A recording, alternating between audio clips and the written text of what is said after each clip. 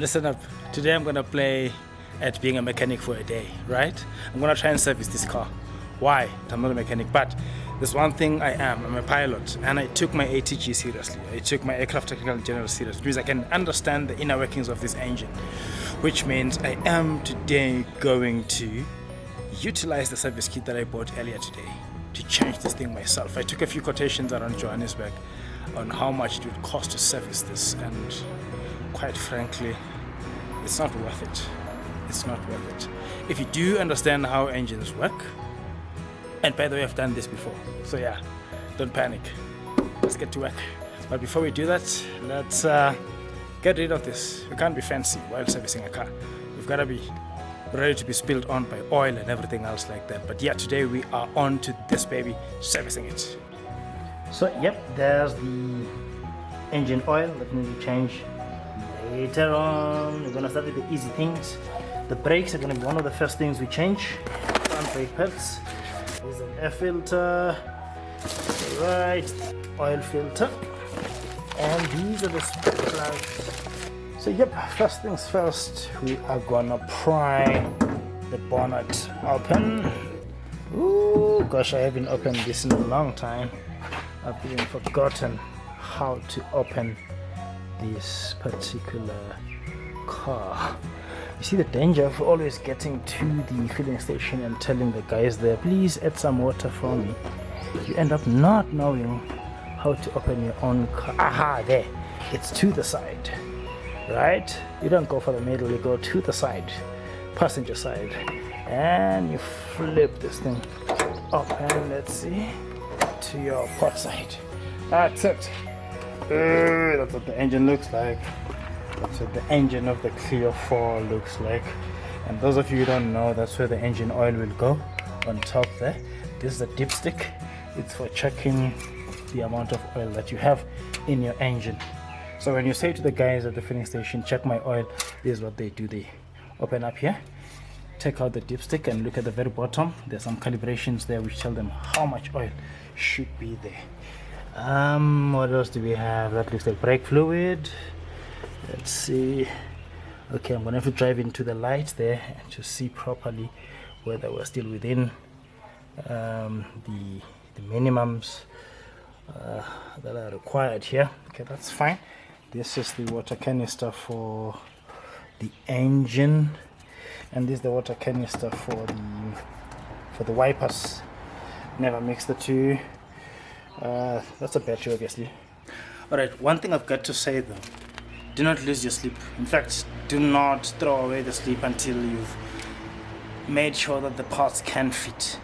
And if you can save these old parts as specimens, as what they call a sample in those spare shops, save them for the future, so that when you go there, whatever I'm taking out today, I can take it with me to the spare shop. Say, this is what my particular part looks like, to avoid you having to send things back to the shop, and they give you 7 days. After 7 days, they really can't help you, you know. So you can save the old parts, use them as a sample later.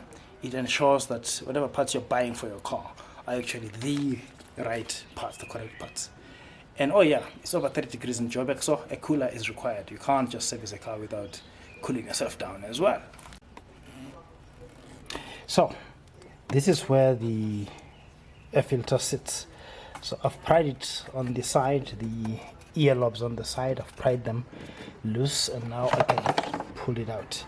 Look at this thing, look at how dirty it is. This is just the holder, and the orange thing is the filter itself. This is just the holder, nothing much to it, but this is what the filter looks like after some 15,000 kilometers or so of that engine running. Look at that. No wonder performance on this car was beginning to slow down.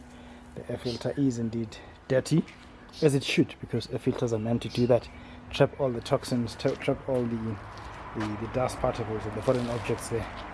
Right, okay, now let's check if these guys gave me the correct air filter.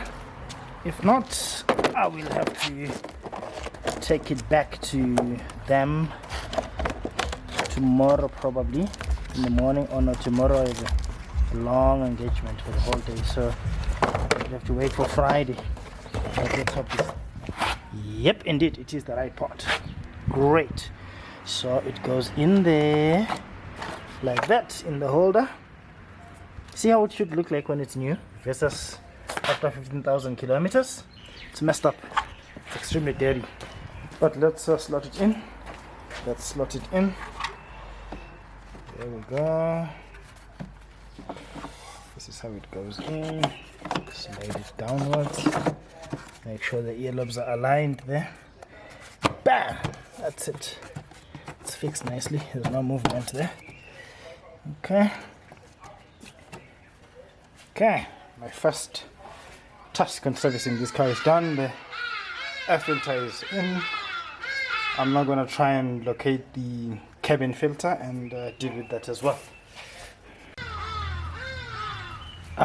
Don't mind my lint remover. That's just for me when I suit up. I must always have a lint remover just to roll it off the fabric and remove the lint. But yeah, today I'm a mechanic, so I don't need a lint remover. So let's check the back seat. There it goes. Let's clean it up, clean it up, clean it up. Oh, my old medical from CAA. Yeah. Okay, so now I need to disengage and dislodge this thing so that I can get to the cabin filter. Okay.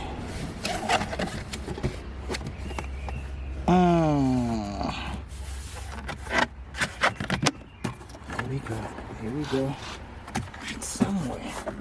Let's see where it is. Okay, let's do this. I'm gonna go under and try and search hard and find where this thing is located. And then hopefully you can see from this angle. I don't have a cameraman, so I'm doing things myself here. See, that's the fuse box. That's where the fuses sit, on the passenger side of the Renault Clio, right there. Okay, you know why I went for the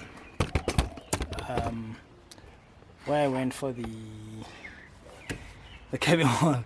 Because in the Honda, which I've serviced before a number of times, that's where it sits. So I'm not giving up on my theory that it sits here. I'll only consult Google or YouTube once I've failed. I haven't failed yet.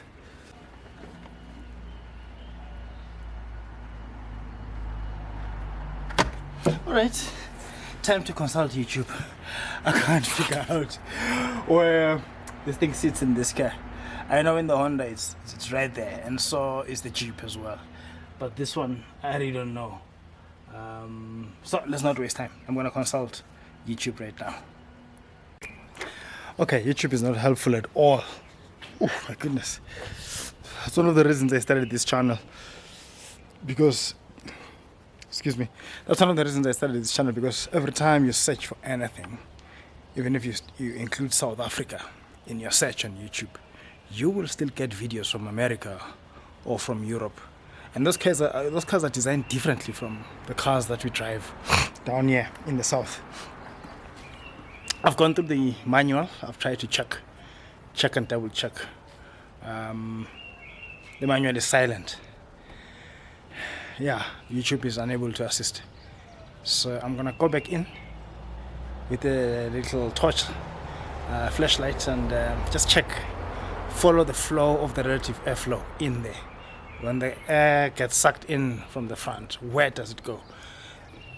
The air filter needs to be there. The cabin filter needs to be located there. I'm gonna find it. You won't believe where I found this. So what I did was to simply go under the instrument panel of the car and check the architecture in there. And I figured, look, there's nothing on the left, which means there's no connection, no aircon connection coming from the left. But what seems to be happening is the design is a design that allows the relative airflow to come through the middle of the car. It's in the center line of the car. So I figured, okay, that must be where the air is filtered. Somewhere in there, in those plastic contraptions, must be the filter I'm looking for. And there you see that white thing over there. That's it. I'm going to put it out now, and I'm going to show you what it looks like after 15,000 kilometers.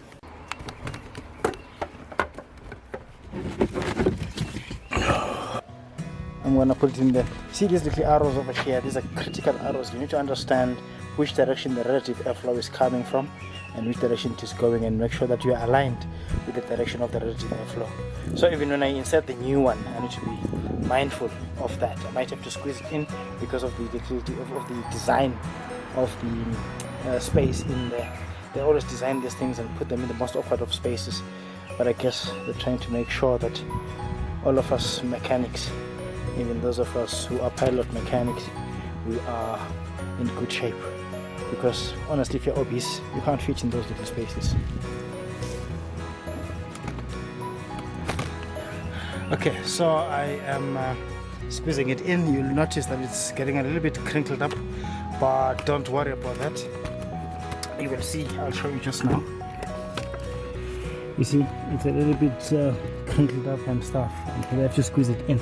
But once it's inside, it's gonna pop back up into shape.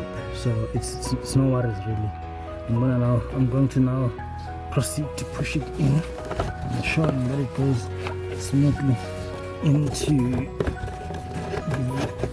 the rectangular space that's made for it by the good guys at Renault, who made this Renault Clio. But yeah, good guys at Renault, the next time you design a car, please make sure the cabin filter is in a place that we can all reach. This is very, very painful, I must say. It's extremely painful, but it looks like it's in now. So alright, so the next thing I'm going to do now is change the brakes. Not sure if I have the right spanners for it, but I do have a toolbox. So a kind of pilot would not have a toolbox. So yeah, I do have a toolbox, and I think I still remember which spanners are required for this. For those of you who don't know what these are, this is a wheel spanner. It's a cross. I'm going to use number 17 to unlock the 4 nuts in this particular wheel, and this is a jack. I'm going to use this to lift up the car. It's not one of those pneumatic jets, so it needs this muscle for the car to go. See that bicep, see? Don't laugh at my bicep, it's there, man. It's going to lift up this car now. Alright, when you insert the jack, make sure that you go for the designated hardened surface underneath the car where the jack is supposed to go. It's not every surface area here that you can use to jack up the car. Some of these other areas are not necessarily strengthened. They're not fortified. So you put your jack there, it's going to go through the car, it's going to mess up the structure of the car. It's going to cause deformation.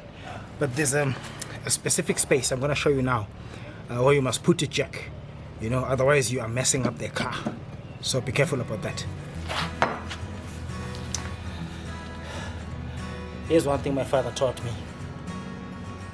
You insert your jack just for it enough for it to be in place, and then you slightly loosen the nuts.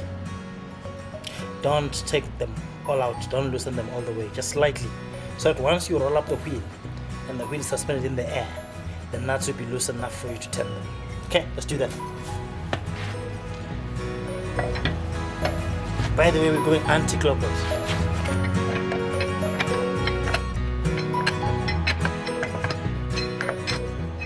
Okay, that's loose enough. Let's pump up the car. Let's see the bicep at work.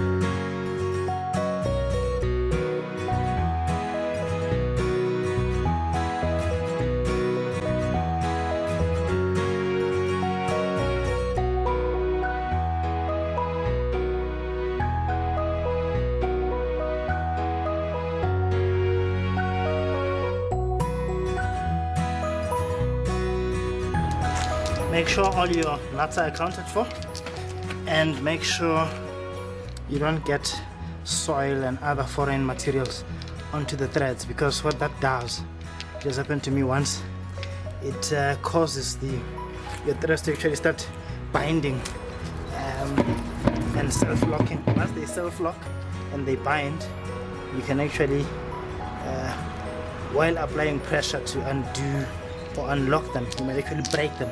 They may break into half. It happened to me while I was servicing the Honda. I took it to some boys to change a tire, and they were negligent about it, and they left these on the ground, and there was soil inside the threads, and they didn't care. They just put them back on, and I wasn't aware of this. When I tried to undo the nut, it was now binding and self-locking because of the debris inside the threads, and the more pressure I put, the more stress this thing got. Eventually it snapped. I had to go and buy a new set of this little thing over here from the dealership. So yeah, be careful where you put them, don't lose them as well. Okay, it's also a good habit to take the tire that we've just taken out and put it under the belly of the car. Well, look, you know, these are just tricks that you learn as you grow up as a boy, as you watch your father fix his cars. You also learn these little tricks. When I asked my old man what that meant, it was just in case your jack fails, don't let the car go all the way down. Let your rim be the support for the car. If this jack was to fail right now, this little one over here, then this thing will be hitting on the ground. The brake disc will be hitting the ground, and I would struggle to raise this car on my own. So you do the right thing. You take the wheel you've just taken out and you put it right there on the belly of the car, so that should anything happen, this wheel can arrest that motion.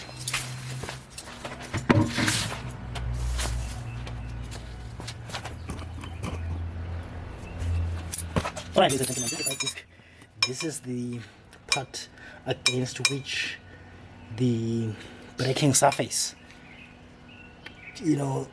acts. The braking surface acts against this on both the inside and the outside. It's a little clip. It goes psst. The moment you step on your brakes, the pneumatic system, using the brake fluid and some of the other calipers here, will squeeze the two brakes on either side of this disc, causing your wheel to slow down, causing friction. It's basically a friction-based system. So this is the caliper. I need to now remove this caliper, remove the brakes inside the caliper, insert the new brakes, and we'll be good to go. Right.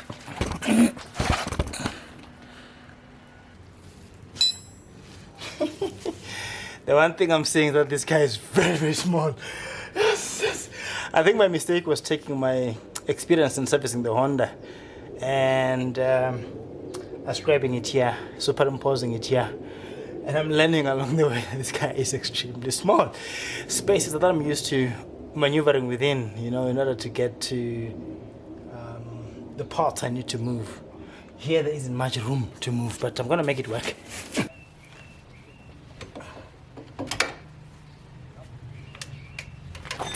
Right, it's actually, I get it now. I was misinterpreting the clockwise, the direction. I need to assume that I'm standing on that side, looking at this clock from that direction. Hence, my clockwise is going that way. I was going that way because I was reversing the field of view, and now I figured it out.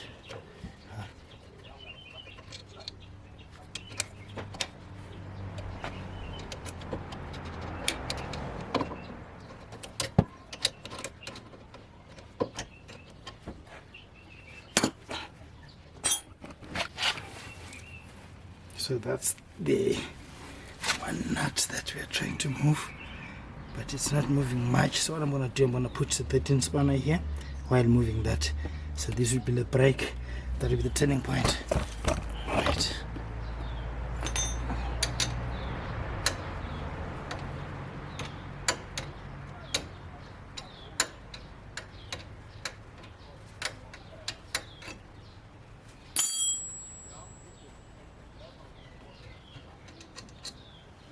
Great.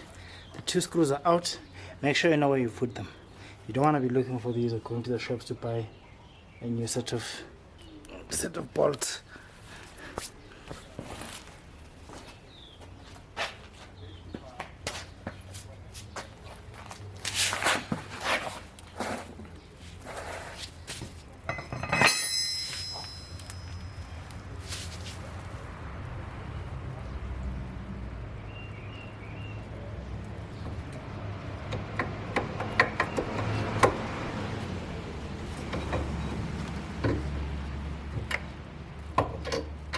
See, we've removed it. Yeah, let's place it over there next to the control arm.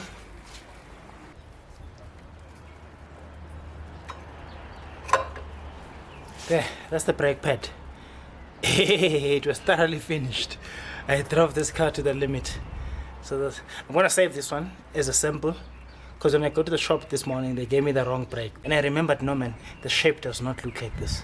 And I went to the boot where I'd kept the old sample, and I showed them, no, you have to exchange it and give me the right one. So this is a braking surface. This is what gets in touch with, comes into contact with the disc, the brake disc, slowing your wheel down.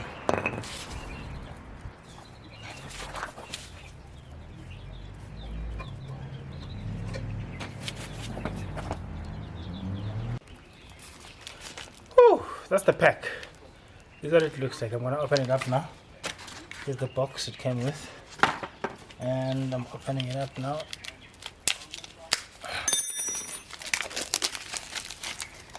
So when it first comes out, this is how thick it is. See the thicker portion here where my finger is? That's the braking surface. That's what gets chowed and chowed and chowed until it's as thin as mine. Of course, you shouldn't do this. Don't do this at home. Don't copy me. You know, this is dangerous. These brakes are almost out. But this is how thick they should be when they first come. So I'm supposed to lubricate the backs of these brakes. The lubricant that came with. Do not lubricate the braking surface, this surface. Otherwise, you are driving straight into the truck on the highway. Okay, the one is in. I'm going to show you now. See, there, I've slotted it in. It's easy, you slot it in like that. You know, just follow the grooves there, and bottom on the top. That's it. The caliper will come in and lock on top of it there. So now what we need is to lock the second one in.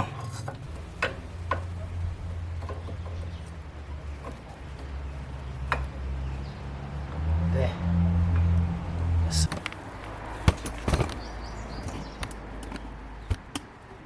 Okay, I want you to understand something about the caliper. This thing, see the space between. Okay, let me position the camera properly. See the space. Where is it? Right, there's a space between two things here. Between this. No, you're not filming. This space is basically the space that was left now because the brakes were worn out. The brake pads we put in now are thicker, so they'll require a bigger space. We need to be able to push this back into this housing here. So as the brakes get worn out, it will keep pushing them in until the space is very little. So my next task now is to push this thing back to allow it to cover that.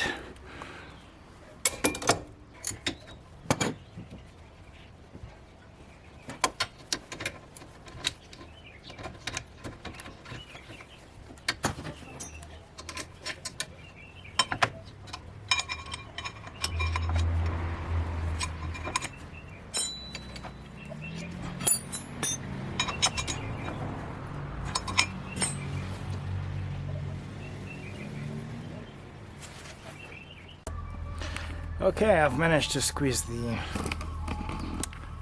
caliper back, creating space for the new thicker brakes. So now, see, there is a bigger space now between the two ends of the caliper. We need to try and, yep, it holds. Wonderful. So now we need to ensure that we put the screws back on, and that's it. We fasten this up and we're good. Alright, I need to shout now because Eskom has done what it does best. It has not shredded us. But yeah, that's it. Done with the fixing of the brake pads. I need to now put the tire back on and then do the same thing that I did on the passenger tire to the driver side tire. And then from then on, I'll try and figure out if I can drain the oil today. Alright.